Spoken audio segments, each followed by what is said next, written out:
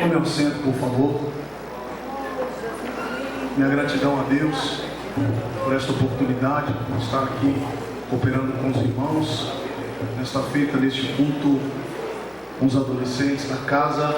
Minha gratidão a Deus pela vida do pastor Samuel, pela oportunidade, a toda a diretoria dos adolescentes e aos companheiros que estão aqui em nossa retaguarda. Gostaria de convidá-los para a leitura de um texto do livro do profeta Joel.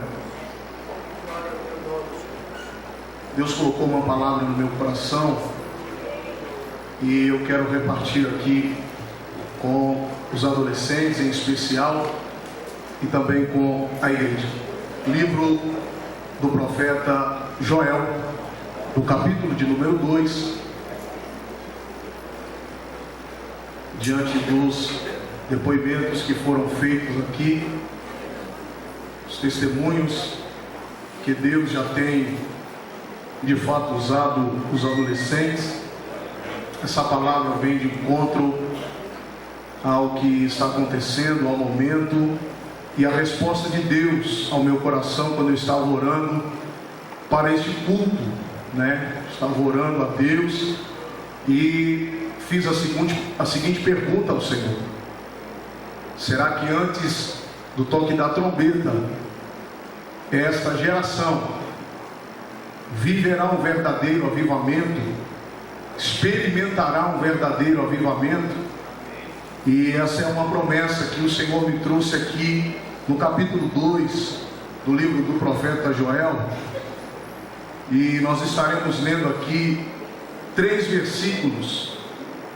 No versículo de número 12, 13 e logo após o versículo de número 28, para falarmos sobre o patrimônio que Deus depositou dentro de cada um de nós, chamado Espírito Santo. O texto sagrado diz assim, no capítulo 2, versículo de número 12: ainda assim, agora mesmo diz o Senhor, convertei-vos a mim de todo o vosso coração, e isso com jejuns e com choro e com pranto. Verso 13: rasgai o vosso coração e não as vossas vestes, e convertei-vos ao Senhor vosso Deus, porque Ele é misericordioso e compassivo, e tardio em irar-se, e grande em beneficência, e se arrepende do mal. Verso de número 28, o texto diz: e há de ser que depois derramarei o meu espírito sobre toda a carne, e vossos filhos e vossas filhas profetizarão, os vossos velhos terão sonhos, e os vossos jovens terão visões. Quantos podem dizer amém por esta palavra? Glória a Deus. Quando nós estávamos lendo esse livro do profeta Joel, nós mergulhamos e debruçamos aqui dentro desse contexto que Judá estava vivendo. Verdade é que Judá agora torna-se protagonista de um contexto caótico dentro de uma questão chamada espiritualidade.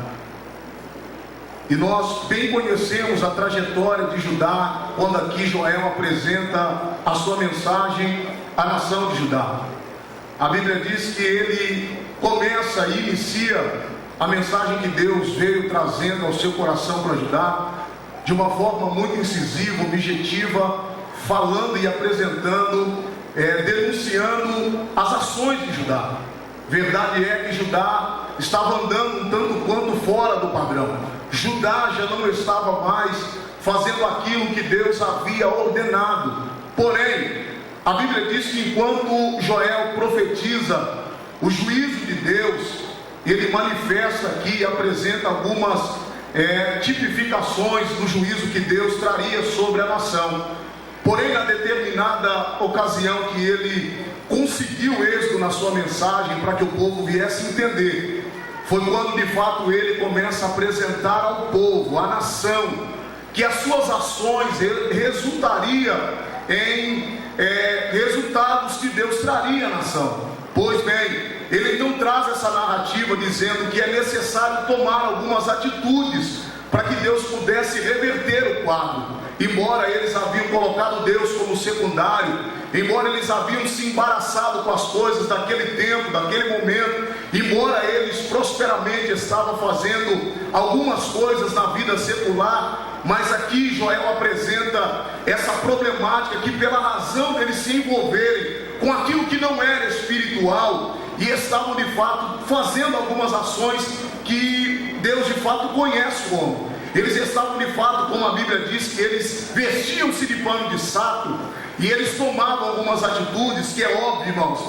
A atitude de sentir remorso, de se vestir de pano de saco, não era aquilo que Deus esperava do povo, porque sentir remorso não era o sentimento que Deus esperava. O que Deus esperava do povo era um verdadeiro arrependimento, para que a presença dele pudesse ser derramada novamente sobre o povo, porque a maior necessidade deles naquele momento, naquela ocasião, não era de ser próspero naquilo que eles faziam, porque a Bíblia vai dizer que 4 juízos viriam, a sentença viria, e quando um comesse, sobrasse, o outro comeria. Foram 4 juízos. Eu não quero me ater nisso aqui, mas eu quero me ater naquilo que Deus vai responder ao profeta, mediante a ação do povo, porque existia uma promessa sobre aquele povo, existia uma promessa de restauração. Deus estava interessado em restaurar a nação. O desejo de Deus não era de trazer o juízo ao coração do povo e deixar o povo se dispersar debaixo de um juízo, não. A ideia e a intenção de Deus usar o profeta nessa ocasião era de fazer com que o povo caísse em si e tomasse consciência de que ainda existia a oportunidade de eles serem novamente revestidos do poder da graça, da presença do Espírito de Deus. Então o profeta apresenta aqui essa mensagem. Pois bem, no capítulo de número 2 que lemos, no verso 13, aqui o profeta apresenta para eles essa primeira atitude, primeira ação que Deus aqui requer do povo. Qual? Rasgai o vosso coração. A intenção era essa, deles mostrarem realmente quem eles eram e deixar de lado a vida de aparência que eles estavam vivendo. Pois Judá adotou para eles e começaram a vender essa ideia de que eles estavam cheios quando que na verdade estavam vazios, de que eles estavam sentindo quando que na verdade eles não estavam sentindo. E a ideia de Deus era que eles tivessem realmente essa fase de sentir novamente, de receberem novamente, mas a promessa haveria de vir. Essa promessa demoraria um tempo para acontecer, pois lá no livro de Atos dos Apóstolos, como todos nós conhecemos, que fala sobre a descida do Espírito, essa história vai acontecer 850 anos depois que Joel profetiza sobre o povo. Mas a ideia era essa, de que o povo começasse a se ajustar, de que o povo começasse a se alinhar, para que essa promessa pudesse se cumprir. Promessa essa de Deus derramar sobre o povo um patrimônio que, irmãos, é inigualável. Um patrimônio que, embora o homem tentasse comprar com dinheiro, como no livro de Atos também a gente vai ver sobre isso, que alguns querem comprar unção com dinheiro, que alguns querem comprar a presença com dinheiro. Não compra, é impagável. A presença de Deus não se compra com dinheiro. A presença de Deus só recebe quem busca. E a Bíblia vai dizer que agora Joel traz essa narrativa e ele apresenta aqui essa problemática, dizendo: é necessário que vocês tomem essa atitude, atitude essa que vocês precisam mostrar para Deus quem vocês estão sendo de fato de dentro, para que resulta no seu aparecer externo. O interno vai refletir o externo. E aí Deus fala com o povo, irmãos, parece que eu consigo enxergar aqui que eles começam a perceber que o caminho que eles estavam tomando não era realmente o caminho que eles decidiram seguir. E a Bíblia então vai dizer que Joel agora, ele traz essa revelação ao coração do povo. No capítulo 2, a partir do versículo 18, Joel então acerta em começar a trazer ao povo o quê? O que vocês fizerem agora resultará no depois. A atitude de vocês agora vai trazer um resultado. Por isso que lá em 2 Crônicas, no capítulo de número 15, verso 7, vai dizer que nós não podemos desfalecer o trabalho das mãos, porque há uma recompensa. E aí eu começo a olhar esse texto, e diante dos depoimentos que aqui ouvimos, a gente vê o resultado. Os adolescentes hoje só conseguem sentir porque ontem eles se programaram, a liderança investiu, houve uma busca, alguém investiu na vida deles. Alguém disse: é necessário entrar pelo caminho. Aleluia! É necessário você entrar por esse caminho. Até porque Jesus falou, o Eli falou que o caminho é estreito, não é de qualquer jeito. Judá precisava entender que para receber a presença não era de qualquer jeito. Precisava reparar o altar. Era necessário colocar em ordem algumas coisas. Não é simplesmente chegar e tomar algumas atitudes que vai fazer a gente chegar aqui e dar uns 30 terras, rodopiar da piroleta. Não. É preciso nós colocarmos as coisas no lugar primeiro, para que a presença se manifeste. É porque a gente vai sempre encontrar exemplos na Bíblia sobre isso. Elias, para que o fogo descesse, ele precisou arrumar o altar, as pedras ficarem arrumadas, o altar ficou bem certinho, para que depois Deus pudesse responder com fogo e consumir o holocausto. Então precisa pôr as coisas em ordem. E era isso que Judá não estava conseguindo entender, que por mais que eles corriam atrás daquilo que eles achavam que era certo, Deus estava dizendo: não é o correto, porque era o que Deus estava mostrando para a nação. Olha, parece contraditório falar isso, mas no Antigo Testamento a ideia parece que é vendida que o Espírito Santo estava disponível só entre reis, sacerdotes e profetas.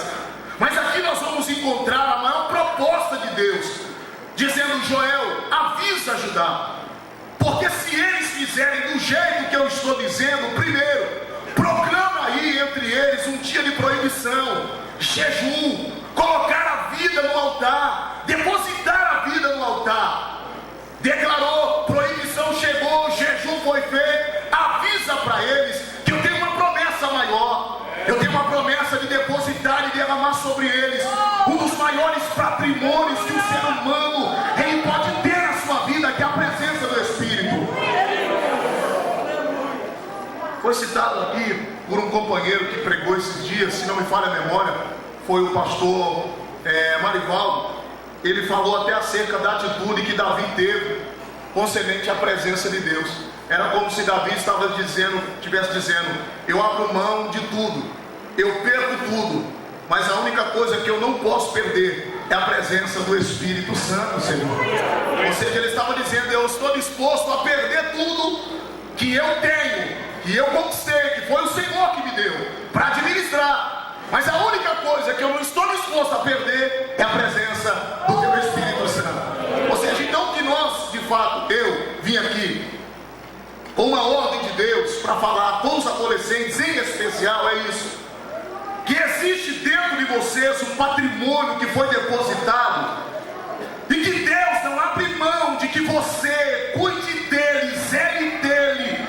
Como Paulo falou: ei, Timóteo, desperta o dom que existe dentro de você, busca com zelo os dons de Deus para a sua vida, porque você vai ver o que Deus vai operar, porque vocês são a geração do arrebatamento. Vocês são a geração que fará com que as criancinhas hoje, amanhã, sentirão o que você está sentindo. A transição das crianças para os adolescentes, amanhã vocês serão referência, vocês serão essa referência, e eles vão olhar e vai dizer: vale a pena permanecer nas crianças e para os adolescentes, dos adolescentes e para os jovens, dos jovens e para as irmãs, para os varões, porque aqui eu aprendi que existe dentro de mim um patrimônio, e esse patrimônio dinheiro não paga, posição nenhuma paga, é a presença de Deus. Eu vou crescer com isso, é a presença de Deus. Nós estamos vivendo um tempo em que algumas pessoas estão trocando a presença de Deus por objetivos, por ideais, por seguir uma carreira. Alguns na música, outros no futebol, outros no teatro. Nós não fomos chamados para viver mascarado, irmão. Nós somos chamados para viver a realidade do Evangelho, ser verdadeiro. Mas aqui eu vejo essa proposta de Deus agora então para a nação. E se nós observarmos bem, o contexto de Judá aqui, irmãos, era caótico. Eles estavam totalmente perdidos e embaraçados, de maneira que o gafanhoto vai tipificar a chegada do império babilônico e assírio para trazer a sentença sobre eles. Mas o propósito de Deus é sempre chegar primeiro, o propósito de Deus é sempre maior, para dar o livramento ao povo. E Deus sempre apresenta a saída para o povo. E Deus fala: a atitude que vocês tiverem comigo agora vai resultar no sucesso e na vitória de vocês. Estava Deus colocando agora diante do povo: é nas mãos de vocês eu coloco agora. Vocês escolhem continuar vivendo uma vida de aparência, uma vida de status para as pessoas acharem que vocês são, que não são, ou vocês decidem a se curvarem diante do Deus vivo e experimentarem a presença que eu quero derramar sobre vocês. Aí a Bíblia vai dizer então que ele faz a promessa. Capítulo de número 2, verso de número 28, ele apresenta ao povo dizendo: e há de ser que depois derramarei do meu espírito sobre toda a carne. Era como eu olhando o texto, o Espírito me conduzindo e dizendo: olha o resultado de alguém que reconhece a sua condição e resolve voltar um passo atrás e reconhecer que o tudo que tem sem a presença é nada. Vou repetir: o tudo que possui tem sem a presença do Espírito é nada. E eles entenderam isso, irmãos. É interessante, porque eles entendem isso. Porque Joel agora vai não vir mais como um machado na raiz. Joel agora vai começar a apresentar ao povo que existe um Deus no céu interessadíssimo em abençoar o povo que permanece na posição, no lugar aonde ele mandou ficar. Joel apresenta ao povo agora dizendo: ei, vocês não estão tomando atitudes em vão. A atitude de vocês vão trazer resultados benéficos. A locusta não vai destruir mais a terra, o gafanhoto não vai mais destruir, o purgão não vai mais matar a plantio. Vocês vão viver o melhor de Deus sobre a vida de vocês. Há um tempo novo de Deus chegando sobre a vida de vocês. Ainda tem mais chegando, né? Tem mais. É uma das realizações. Aquele ano para Judá era um ano crucial. A mensagem de Joel era um divisor de águas para Judá tomar posse. Aí o resultado vem a longo prazo. A atitude foi tomada. Foi proclamado jejum. Eles tomaram atitudes. Eles disseram: opa, peraí, precisamos dar um outro aqui. Precisamos não só vestir de pano de saco para mostrar um sentimento de remorso, mas precisamos de fato mostrar para Deus que nós estamos arrependidos. E o arrependimento, ele resulta nisso. Primeiro, o arrependimento faz com que o cristão experimente esse verdadeiro avivamento. Avivamento esse que ele só é movido, irmãos, não só de um momento, mas um avivamento que produz, irmãos, um resultado duradouro. Duradouro.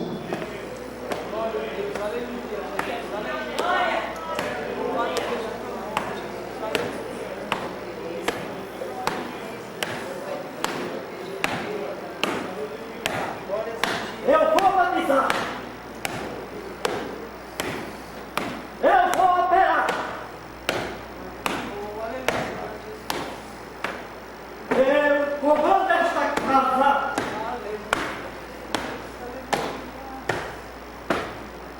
Assim diz o Senhor. Não pensas tu que estou neste lugar? Meu servo, após esta palavra,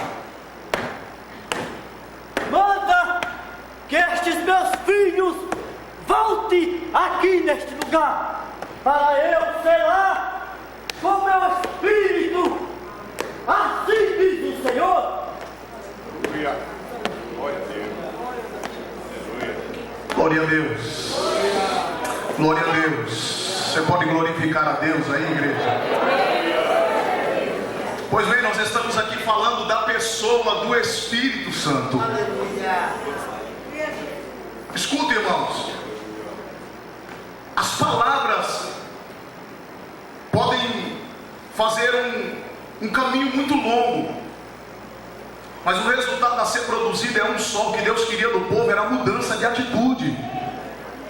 O que Deus estava falando com o povo era estudar, entendam bem, para que se restaure, se restabeleça um relacionamento comigo, é necessário mudanças de atitude. E a promessa de Deus, irmãos, ela era viva sobre a vida daquele povo, de maneira que nós vamos achar isso aqui. O cumprimento dessa promessa, como eu aqui já antecipei, ela só vai acontecer tempos depois. Deus vem preparando um povo. Deus vem preparando um povo. Escuta, eu vou repetir: Deus vem preparando um povo. Eles sentaram na classe das crianças, só sabiam rabiscar o papelzinho, mas eles foram crescendo e daqui a pouco eles estavam fazendo o gesto dos louvores. Daqui a pouco alguns deles já estavam ajudando a tia segurando o papelzinho do louvor. Daqui a pouco alguns deles já estavam auxiliando, lecionando a aula com a professora. Daqui a pouquinho alguns deles pararam para ver alguns dos jovens sendo tomados pelo Espírito, e a tia foi tomada por Deus para dizer: eu vou ensinar vocês como é que faz.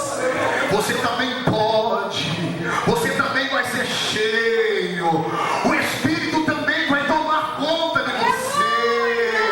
E aqui estão eles nessa transição, nessa noite do último culto de 2017, e o Espírito de Deus dizendo: eu quero encher você, eu quero encher você.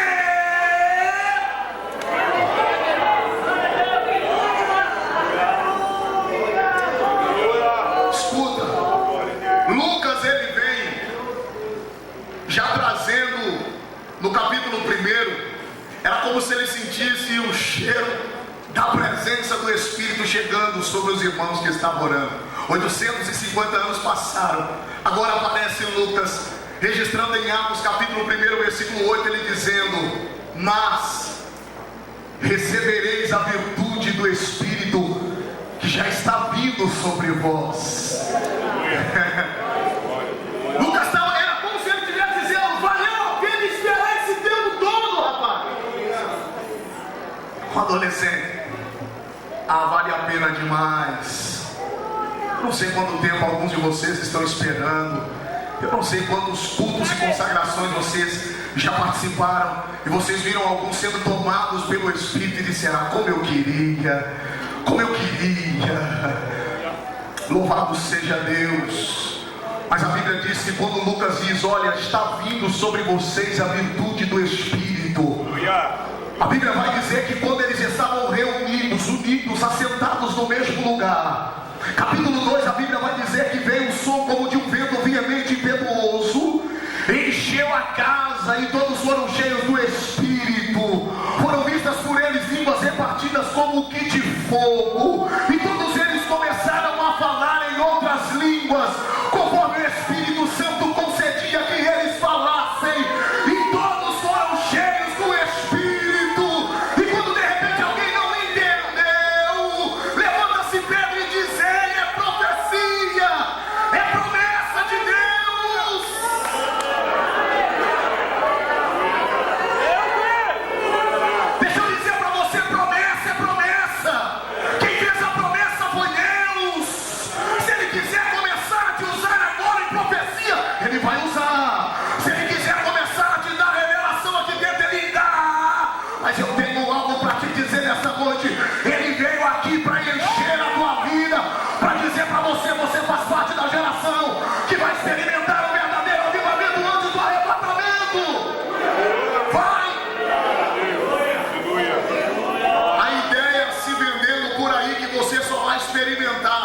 Essa presença em linha de congresso é mentira de Satanás.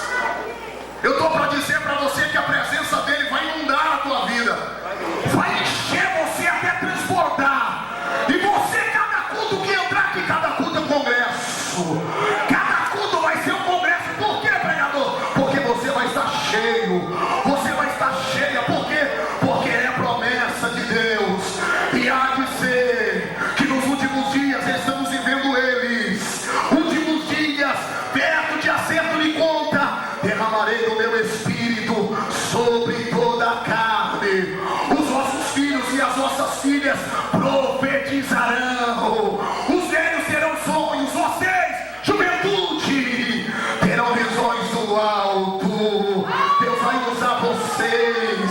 Vocês são essa geração que o Senhor aqui quer levantar nesses últimos dias. E não está pertinho. Já daqui a pouquinho nós iremos assentar para acertar contas com Ele. E Joel estava dizendo: a sentença vem, vai chegar o dia de acertar a conta. Mas antes disso, deixa eu dizer para vocês, Ele está dando uma oportunidade para vocês. Como assim, Joel? Que oportunidade é essa? Oportunidade de você se encharcar com a presença. A oportunidade de você se inundar com a presença. Não importa o tamanho do teu erro, não importa o tamanho da tua queda. Ele está dizendo: eu te dou uma oportunidade para você ser cheio, para você ser cheia. Ah, mas eu sou tão novo, já estou meio atrapalhado. Não tem problema. Ele está dizendo: eu estou aqui para te encher. Eu estou aqui para fazer cumprir a profecia na tua vida. Sejam cheios do Espírito Santo. Se precisar abrir mão, abra mão de alguma coisa.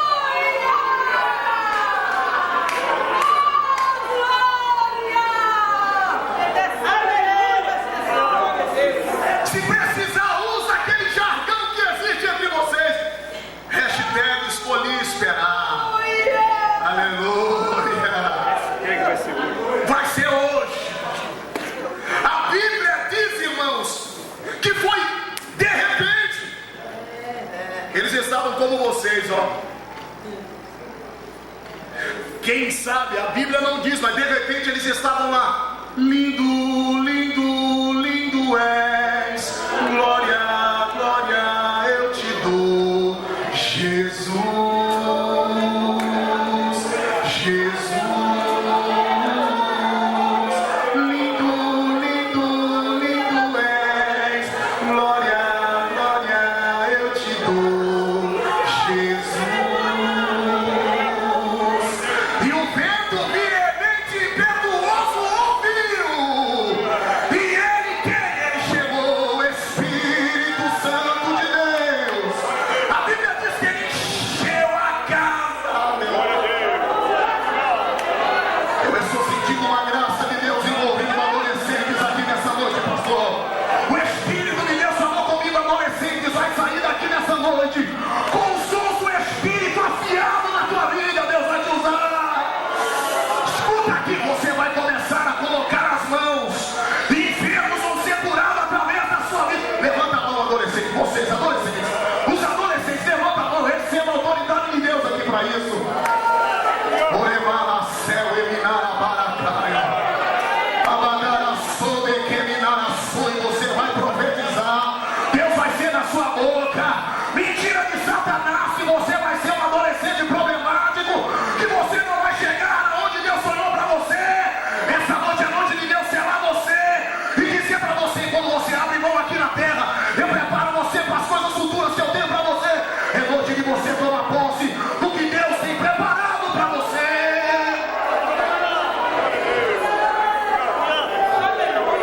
Vou caminhar para o final da minha participação nesse testemunho aqui que Deus me deu a ordem. Papai e mamãe, está preparado para vivenciar esse tempo em que o teu filho vai acordar de madrugada dizendo: Deus falou comigo, mamãe. Escuta aqui, eu vou te dar esse testemunho para você sentir o drama. Eu fui fazer plantão na empresa sexta-feira à noite, trabalhei pela madrugada. Sábado também fiz plantão, trabalhei pela madrugada. De sexta para sábado eu cheguei em casa por volta de 2h30, 3 horas da manhã. E quando eu cheguei, casa minha esposa acordou e nós começamos a conversar rapidamente. E quando eu deitei, irmãos, para dormir, eu agradeci a Deus por aquela noite de trabalho. Eu deitei para dormir, eu lembrei do resultado daquilo que eu tenho feito. Eu tenho pedido oração, aonde eu tenho passado falando da palavra de Deus. Eu tenho convidado, chamado os jovens e adolescentes para um desafio de orar pela vida do meu filho, o meu primogênito. E aí, irmãos, quando foi na madrugada de sexta para sábado, eu obtive essa resposta de Deus. Porque quando foi por volta de 3 e pouca da manhã, eu já deitado para descansar, o Espírito de Deus tomou ele dentro do quarto, na cama onde ele estava deitado, e ele acordou com uma butuca de olho desse tamanho, e disse: pai, acorda. Eu disse: o que é, rapaz? Ele disse: pai, o Espírito de Deus me chacoalhou ali na cama, me levantou assim mais alto que a cama, e ele mandou vir aqui na sala te dar um abraço e pedir para o Senhor colocar as mãos na minha cabeça e orar por mim, pai.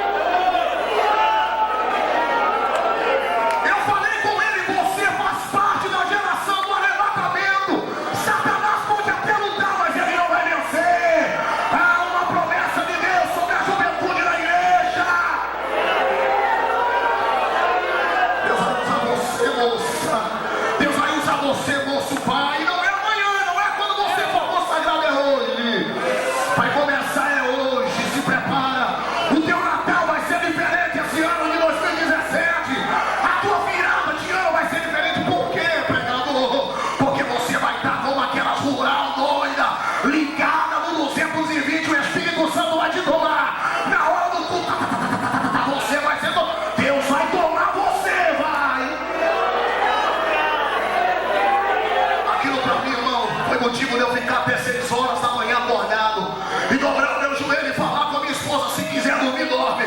Mas para mim só Deus sabe o quanto eu estou chorando por ver o meu filho desse jeito, e eu preciso da resposta de Deus.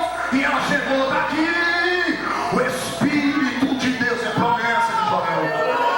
Ele disse: os jovens, aqui, os jovens terão visões.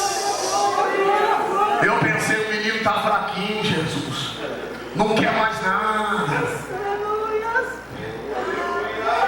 Eu, mas Dalila por aí tentando tragar a vida dele, mas Jesus falou comigo: eu tenho uma promessa, eu tenho uma promessa. Eu estou baseado em 24:15 de Josué: eu e a minha casa serviremos ao Senhor. Eu não vou perder a esperança de ver a minha família no altar de Deus. Satanás pode lutar, mas ele está batendo com alguém que não existe, irmão. Eu vou gemendo e chorando, mas eu acredito na promessa dessa juventude, desses adolescentes. Eles vão ser usados, sim. O Emaracel, Emirarabacanto, Emaracel, Amachuri, Micamangaraba. Eu sinto a presença aqui. Eu sinto o renovo de Deus aqui, invadindo aqui. Ele se prepara. Uma dessas, se prepara. Não é porque está perto do ano se findar, não, rapaz, que é promessa de quem faz promessinha de fim de ano. Não. A promessa é quem fez, olha o Todo-Poderoso dizendo: está chegando um tempo novo nesse setor de São Bernardo. A juventude nesse setor vai ser um marco para marcar a história do grande ABC.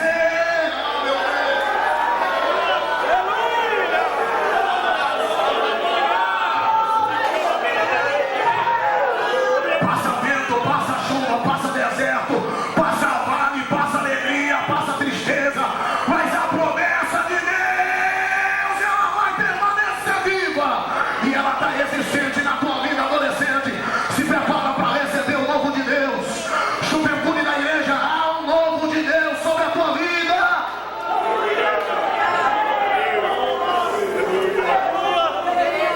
E a Bíblia diz, irmãos, que depois de todos ser cheios do Espírito, eles começaram a falar em outras línguas, conforme o Espírito Santo concedia que falar. Irmão, e o negócio foi pegando.